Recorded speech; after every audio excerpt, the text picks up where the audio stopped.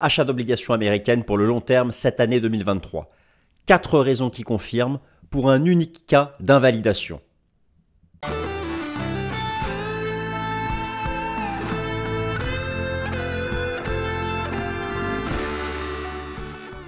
Alors chers amis, je suis ravi de vous retrouver pour la nouvelle édition du Top Gun. Je veux retraiter ce sujet des obligations américaines. Pourquoi? Alors que je l'ai déjà traité un certain nombre de fois. Parce que plus que jamais, le timing est bon. Le timing est bon pour rentrer sur les treasuries américaines, sur les obligations américaines dites investment grade. Là, je parle des obligations d'entreprise. Alors que le prix de ces obligations après le krach obligataire de 2021-2022, terminé pour de multiples raisons que j'ai déjà détaillées dans mes précédents points Top Gun sur les obligations, eh bien ce prix est revenu sur un point d'achat. Les taux d'intérêt, la corrélation inversée, prix des obligations, cycle des taux d'intérêt du marché.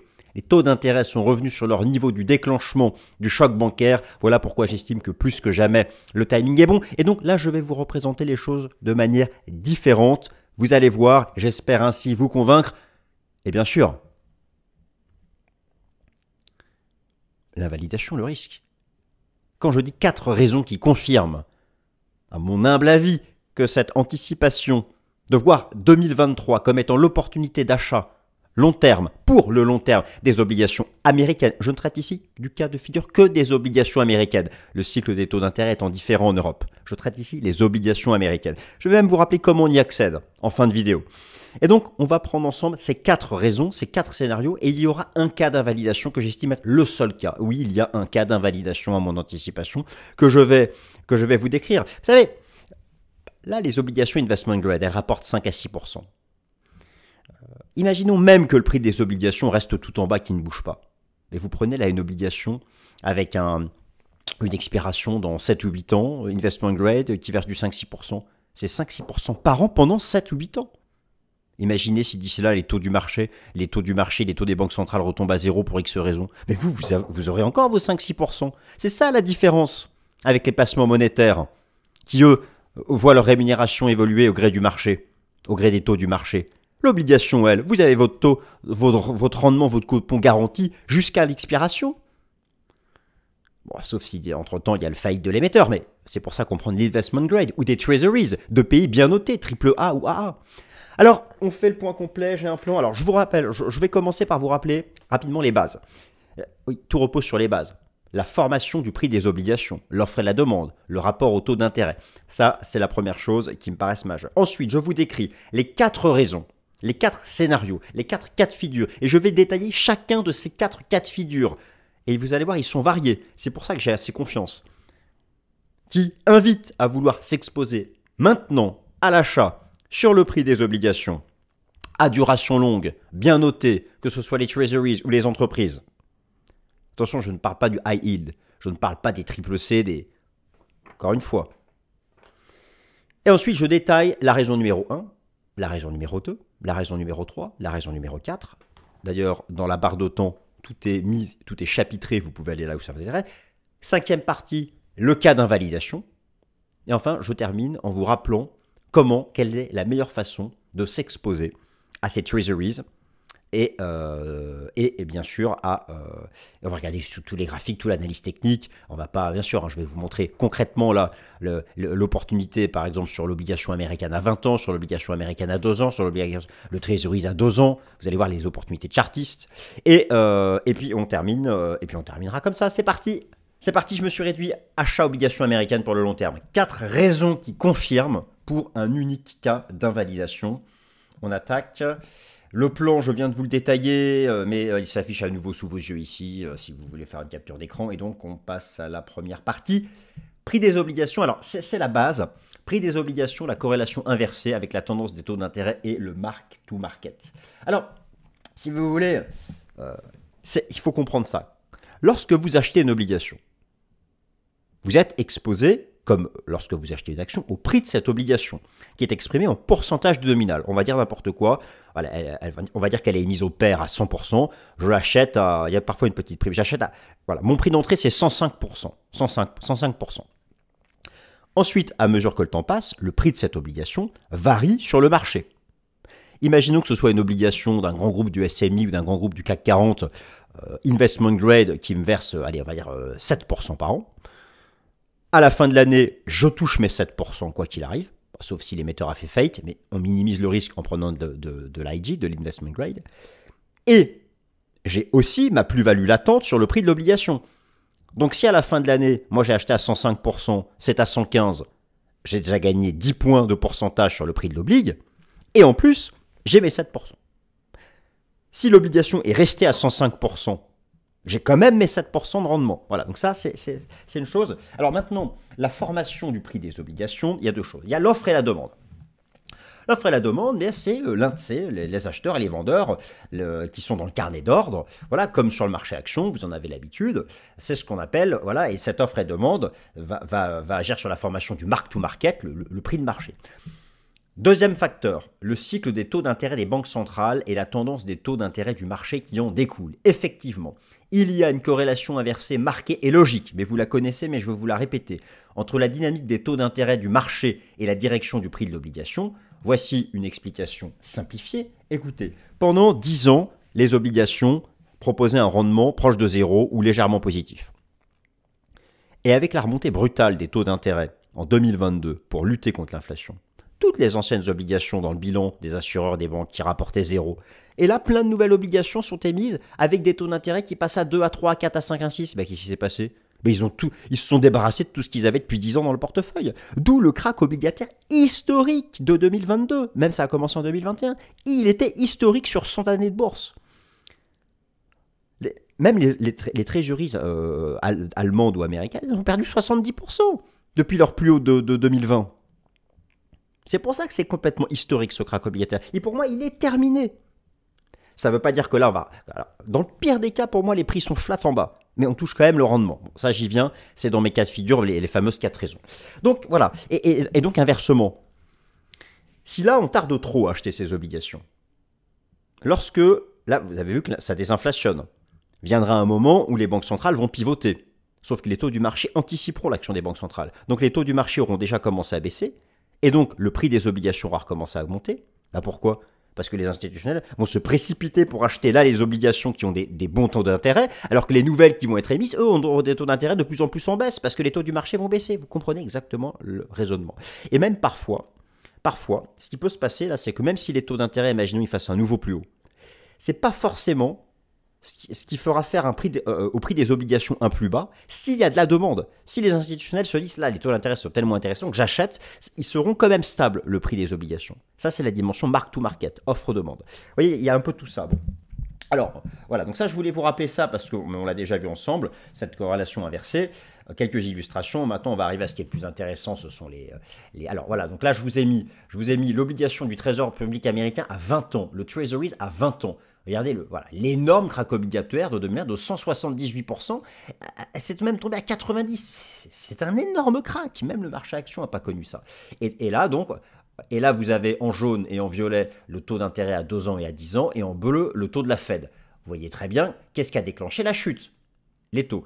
Et là, le prix de l'obligation s'est stabilisé, il y a eu une jambe de hausse. Là, on fait une sorte de structure en triangle. Pour moi, ici, ce range, c'est une phase latérale avant de remettre une verte. Et à quoi c'est dû ce rebond? Les taux ont cessé de monter. Alors, les taux ont cessé de monter verticalement. Ils sont maintenant à plat.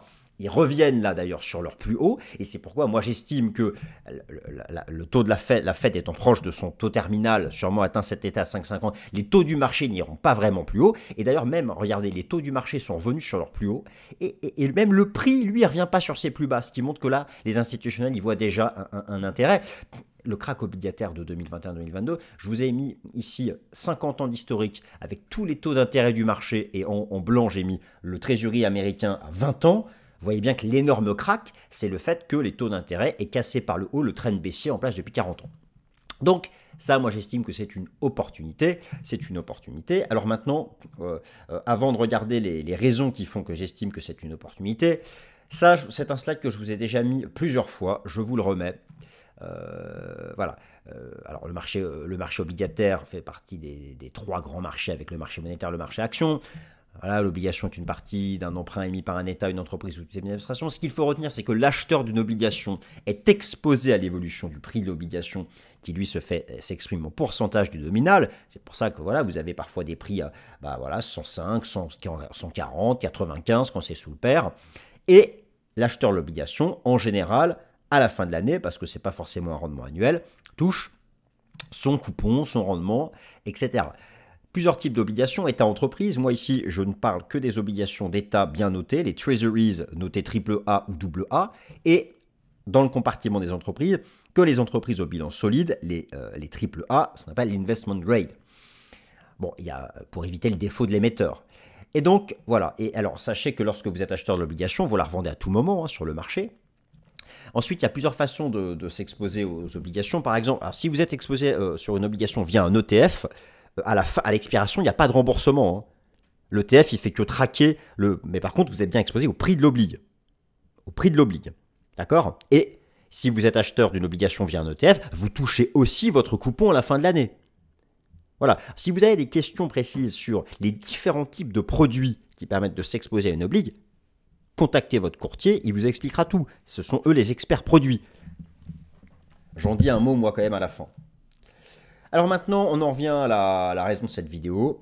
Les 4 raisons qui font de 2023 une opportunité long terme pour acheter des obligations à duration longue.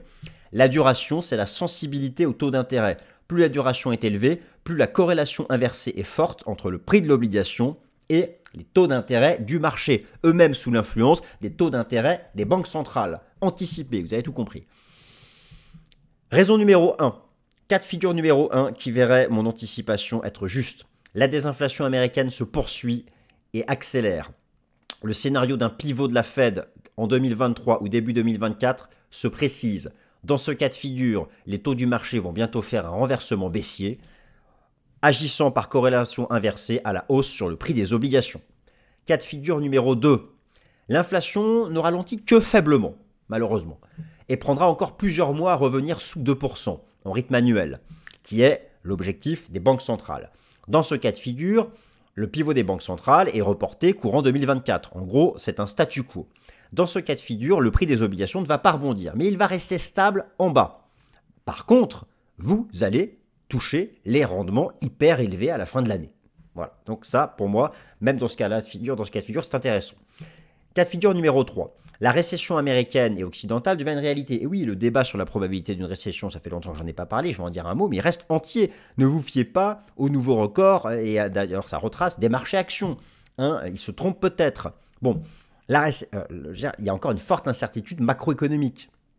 Et ça va être tout un thème de 2023-2024. Bref, troisième cas de figure, la récession économique américaine et occidentale devient une réalité. Qu'est-ce qui se passe? Elle entraîne un flight to quality. Qu'est-ce que c'est le flight to quality? C'est un déplacement des capitaux du marché action vers le marché obligataire, car en récession, les perspectives de bénéfices sont revues en baisse et donc des flux quittent les actions. Parce que lorsqu'on est acheteur d'une action, le gérant y vise le dividende. Si les bénéfices diminuent, moins de dividendes, voire pas de dividendes, enfin vous comprenez la logique. Donc il y a le flight to quality et mieux que ça, en récession, la Banque centrale adopte une politique monétaire accommodante et baisse ses taux pour avoir une action contracyclique, et par corrélation inverse, ça soutient à la hausse le prix des obligations. Donc il y a le flight to quality plus la baisse des taux qui soutiennent les obligations. Le cas de la récession économique, c'est le meilleur pour avoir un fort rebond des obligations. Quatrième cas de figure, alors quatrième raison, là c'est une raison 100% technique, je vais vous montrer les pré-signaux techniques de renversement aussi sur les graphiques de long terme. Et enfin, bien sûr, le cas d'invalidation. L'invalidation, c'est-à-dire le scénario d'un nouveau plus bas sur le prix des obligations, alors moi j'estime que c'est le moins probable de tous, il faudrait pour ça l'alignement des planètes suivant, un rebond de l'inflation, qui forcerait les banques centrales à atteindre un taux terminal bien plus élevé que ce que le marché anticipe maintenant, ce qui entraînerait de nouveaux records annuels sur les taux d'intérêt du marché. Le chômage serait stable et les bénéfices toujours en hausse en anticipation, ce qui est encore le cas. Donc, la Fed n'aurait pas besoin de pivoter à cause de la récession. Dans ces cas-là, la pression serait maximale pour contenir l'inflation. Le taux terminal serait supérieur à 6% pour la Fed. Et là, oui, les obligations feraient un nouveau plus bas en termes de prix, mais encore, leur rendement serait intéressant. Mais par contre, c'est vrai qu'en termes de prix, ça ferait encore un nouveau plus bas avant de vraiment rebondir. Et c'est pour ça que j'estime que là, ce 5e cas de figure, c'est l'invalidation. Et maintenant, bah, écoutez, c'est ce qu'on fait, bah, on les regarde tous en détail. Hein. Donc, cas numéro 1. Et bien sûr, j'argumente pourquoi j'y crois. La désinflation US devient structurelle. La Fed pivote ASAP, as soon as possible. Le taux des marchés baisse. Alors, effectivement, le krach obligataire de 2021-2022 a été causé par la hausse verticale de l'inflation, qui a rendu nécessaire une politique monétaire restrictive. Je vous rappelle que l'objectif prioritaire des banques centrales, et notamment de la Fed, avant de pivoter à la baisse, est de ramener le taux d'inflation sous 2%, en particulier l'inflation sous-jacente. La désinflation US, je pense, là, est en train de prendre une nature structurelle. D'ailleurs, ça a entraîné la baisse du dollar US. Il y a un message. Alors, pour l'inflation, on la mesure avec l'indice des prix à la production, le PPI, l'indice des prix à la consommation, le CPI et le PCI. Le PPI est encourageant. Par contre, il y a effectivement une résilience de l'inflation sous-jacente. Moi, j'ai confiance dans la baisse de l'inflation. Alors, tout d'abord, je vous remonte ici ce graphique où vous avez tout ce qui s'est passé dans l'ordre. En rouge, vous avez les taux d'inflation aux États-Unis et en Europe. C'est bien eux qui ont commencé à s'envoler verticalement en 2020-2021. En bleu, vous avez en noir les taux du marché, qui se sont mis à monter un peu après, en anticipation des taux des banques centrales qui allaient monter, qui sont en bleu. Et tout ce schmilblick, hausse de l'inflation, hausse des taux du marché en noir, hausse des taux des banques centrales en bleu, a créé le krach obligataire de 70%, par exemple ici du bon obligataire américain à 20 ans. Celui-là, pour moi, il est en opportunité d'achat. Bon, voilà. Alors, l'inflation, moi, je suis confiant. Le sujet, je l'ai retraité la semaine dernière dans le Fast and Forex. Vous avez notamment la chute, l'effondrement des prix à la production aux États-Unis. D'ailleurs, le PPI nominal est déjà sous la cible de la Fed à 1,1%. Ça, c'est très bien. Alors, l'indice des prix à la consommation, lui, est à 4%. Lorsqu'on regarde l'algorithme de la Réserve fédérale de Cleveland, eh bien, pour le CPI, il est attendu en juin à 3,22, donc la baisse continuerait.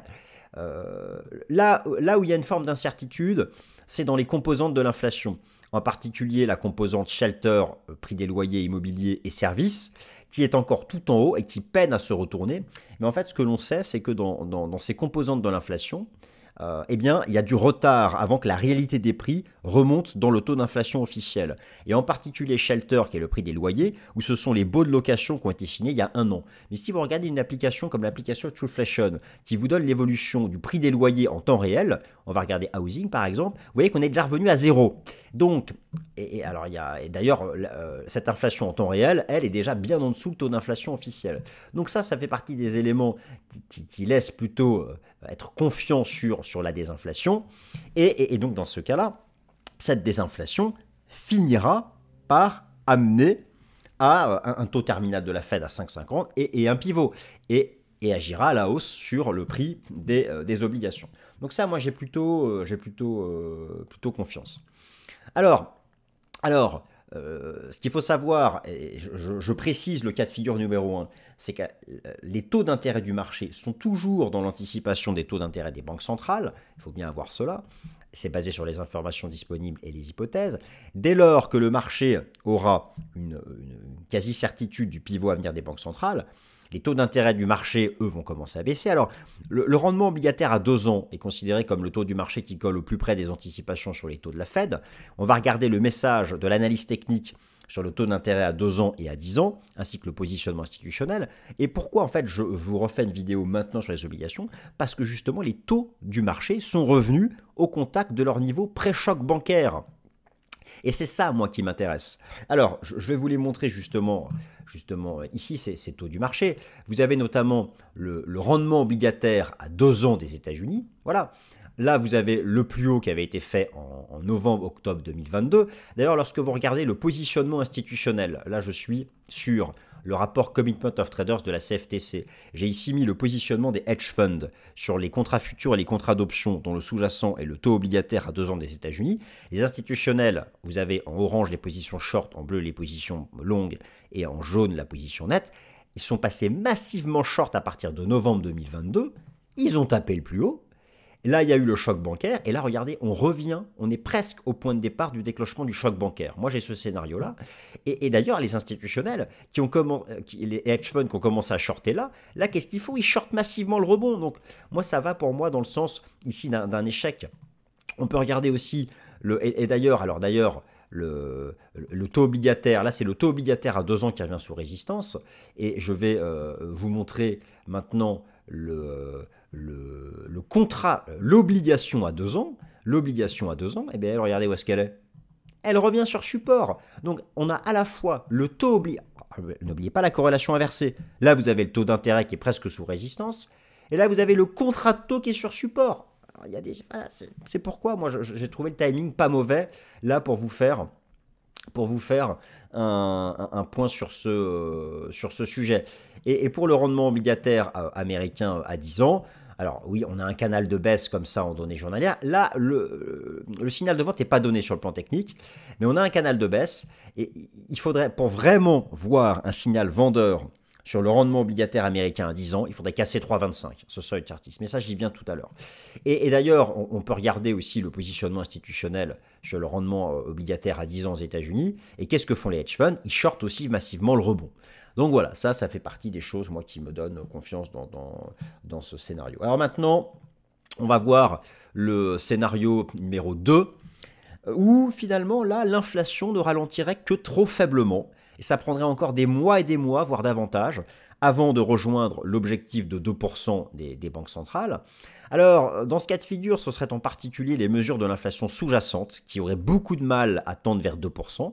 C'est vrai qu'il y a un décalage entre l'inflation sous-jacente et l'inflation nominale. Dans l'inflation sous-jacente, vous avez notamment le prix des services, vous avez l'immobilier. L'inflation nominale, il y a énormément le rôle de la baisse du prix du pétrole qui est en contribution largement négative maintenant sur un an. Et le problème de ça, c'est que si l'inflation sous-jacente reste comme ça, archi-résiliente, la Fed, elle va adopter le statu quo. C'est-à-dire qu'elle va atteindre son taux terminal à 5,50 ou 5,75 et puis elle ne va plus bouger pendant des mois. Si elle ne bouge pas pendant des mois, le prix des obligations ne pourra pas rebondir. Par contre, il ne baissera pas, il restera stable en bas. Et vous aurez quand même des rendements sur l'investment grade de 6 à 7%. Donc, oui, le prix, vous serez déçu quelques mois parce que ça ne bouge pas, mais à la fin de l'année, vous avez votre rendement. Et un an plus tard, le prix rebondira. C'est ça que je veux dire en fait. Donc, ça ne ferait que reporter, ce serait quand même une opportunité, mais ça ne ferait qu'en reporter les gains futurs. Est-ce que, voilà, j'espère être assez clair ici dans mon argumentation. Alors, est-ce que ce scénario a une crédibilité? Oui, parce qu'avec cette inflation sous-jacente, je vais vous la montrer ici directement sur le site. Voilà, je suis ici sur le site de la Réserve fédérale de Saint-Louis. Vous avez donc le CPI et le PCE, qui sont les deux indices d'inflation que suit la Fed, surtout le PCE. Et vous avez donc en violet et en marron la version sous-jacente, et en vert et en bleu la version nominale. Et effectivement, la version sous-jacente, elle est toute plate. Ça, ce serait vraiment un risque qu'elle reste toute plate. Je vais vous la montrer ici, l'inflation sous-jacente aussi. Je vais enlever les services et l'immobilier et je vais mettre, voilà. Donc là, je vous ai mis l'inflation en marron nominale et en rouge sous-jacente. Et vous voyez qu'elle résiste mieux. Donc là, c'est un risque, effectivement, qui reporterait le rebond des obligations. Par contre, je vous ai mis ici le rendement des obligations américaines d'entreprise selon la notation de crédit. En C, vous avez en rouge le triple C, en B, en bleu le triple B et en A l'investment grade. Alors on va dire que l'investment grade c'est le triple A, le triple B. Voilà, vous voyez, vous avez de la rémunération entre 4, 6 et 6. Donc voilà, et regardez sur les 20 dernières années, on est dans la partie haute de la rémunération. C'est pour ça que je dis que c'est une opportunité, là, cette rémunération des obligations d'entreprise. Alors maintenant, le troisième cas de figure qui me donnerait complètement raison et de loin. Alors je ne le souhaite pas parce que personne ne souhaite une récession économique, mais ce serait le trio gagnant pour les obligations, à savoir une récession économique qui déclencherait à la fois un flight to quality, un départ du flux des actions vers les obligations, et en même temps une inflexion monétaire à la baisse des banques centrales contraintes de pivoter pour neutraliser et avoir une action contracyclique contre la récession. Et ça ferait rebondir le prix des obligations. Pourquoi? Parce que les taux d'intérêt baisseraient, corrélation inversée, et que vous auriez des flux qui quitteraient les actions vers les obligations pour leur aspect refuge. Le débat sur la probabilité d'une récession, il est loin d'être fermé. C'est vrai que les hard data ne le confirment pas. L'emploi tient le choc. Par contre, mais là je ne retraiterai pas le sujet en profondeur, tous les indicateurs avancés sont dans le rouge vif, ça va peut-être prendre du temps, ou peut-être qu'on aura juste une croissance à zéro. Et vous savez, je vais vous montrer d'ailleurs ce qu'anticipe le super modèle du Conference Board qui est très respecté aux États-Unis. Mais pour vous montrer par exemple une soft data qui nous indique qu'on va dans le mur, c'est l'inversion de la courbe des taux. Jamais autant la courbe des taux n'a été autant inversée, avec des taux courts nettement supérieurs aux taux longs.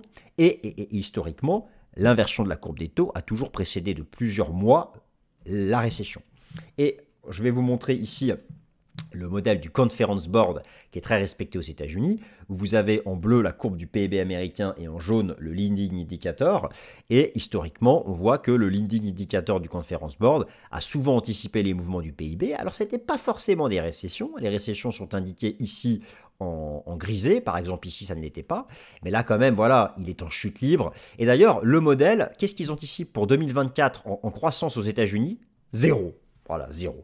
C'est ce modèle qu'anticipe zéro. Bon, le FMI, la Banque mondiale, ne dit pas ça, mais bon, voilà. Donc, en tout cas, overall, on ne sait pas s'il y aura vraiment récession ou croissance zéro, mais s'il y a récession et croissance zéro, eh bien, oui, les obligations auront un fort rebond. Alors maintenant, on va voir les pré-signaux techniques. Moi, je m'intéresse ici, parce que je parle d'opportunités de long terme, donc au graphique de long terme. On va regarder la représentation graphique en données hebdomadaires et en données mensuelles.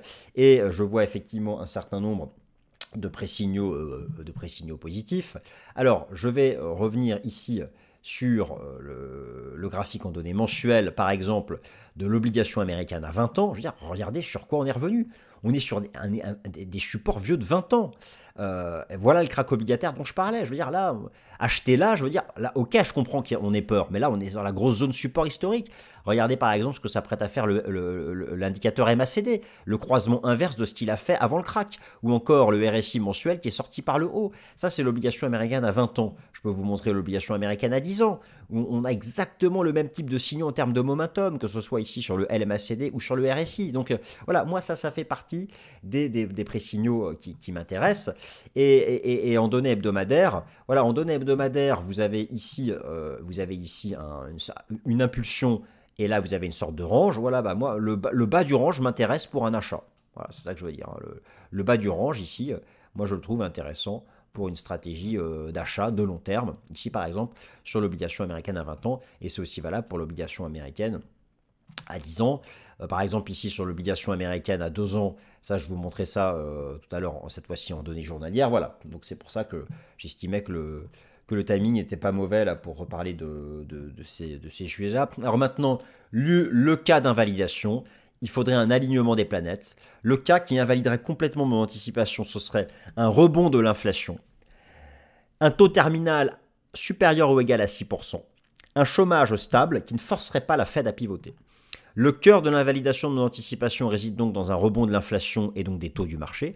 Un tel scénario serait possible du fait d'événements exceptionnels, comme un rebond violent par exemple du prix du pétrole. Je vous renvoie vers ma dernière émission Fast and Forex sur le pétrole, où je n'y crois pas. De type, alors, tension géopolitique, d'envergure, une nouvelle guerre, voilà, bon, ça c'est certain, hein, parce que je veux dire, la désinflation, à la base, elle est quand même partie du prix du pétrole. Je vous montre la contribution à la désinflation du prix de l'énergie, voilà. Maintenant, c'est négatif, mais c'est bien la chute du prix de l'énergie qui a permis au taux d'inflation de commencer à chuter. Donc, si là, le prix du pétrole devait repartir vraiment au nord, pour l'instant, il est dans un trading range. Pour l'instant, le prix du pétrole, il est dans un trading range. Ici, il s'est stabilisé. Et bon, alors à long terme, moi, j'ai plutôt l'impression qu'il nous prépare un V-top. Mais bon, imaginons que vraiment le prix du pétrole reparte à la hausse. Bon, voilà, dans ces cas-là, oui, l'inflation serait menacée de repartir à la hausse. Il y aurait des tensions énormes. Et là, la Fed serait obligée d'aller plus haut dans son taux terminal. En termes de probabilité, pour l'instant, la probabilité que la Fed aille à 6%, c'est quasiment zéro.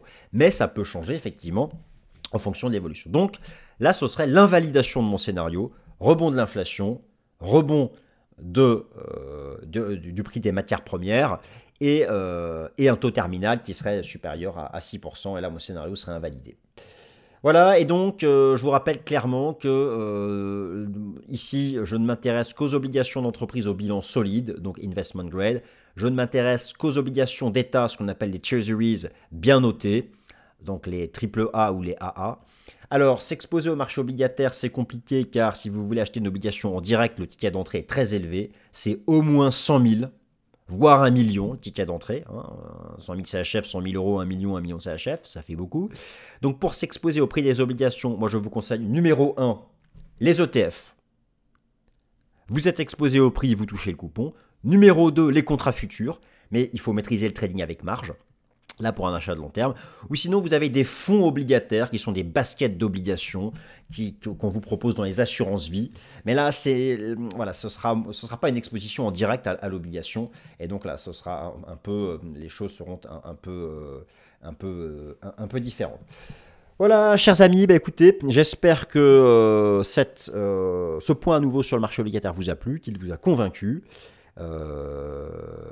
Et encore une fois, merci pour votre attention, vos abonnements, vos likes, et passez une excellente semaine. Merci.